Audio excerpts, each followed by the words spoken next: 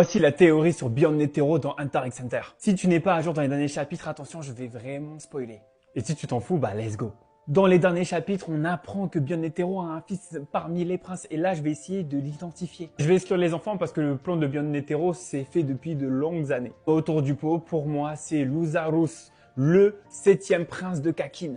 Déjà parce qu'il fait partie de l'alliance avec la Mafak Zilyu, dont certains maîtrisent déjà le Nen. Là, ça fait un certain lien, mais c'est surtout, il y a quelque chose de très intéressant avec ce personnage, c'est que limite tout le monde s'en fout, et finalement, c'est un des personnages très rusé, et on le voit dans les derniers chapitres où il a une réflexion très pertinente à chaque fois. Et surtout, il s'est beaucoup lié d'amitié avec Bajjo, mais il y a quelque chose de très intéressant par rapport à ça, c'est que ça se trouve, il essaie d'avoir des informations avec la sensation des Hunters, pour essayer de choper Beyond Netero et réussir à le libérer. C'est un des seuls princes du coup maintenant tactique qui n'a pas lâché ses pions, alors que finalement ça aurait été plutôt intéressant qu'en fait il lâche plutôt ses pions pour libérer Beyond Netero pour se sortir de là dans cette guerre de succession. Et là ça pourrait être incroyable. C'est le 5e prince qui cherche vraiment des contacts avec Kurapika, donc du coup ça pourrait aussi jouer par rapport à ça, mais j'avoue que le 7e prince, je le trouve plus ou moins stylé.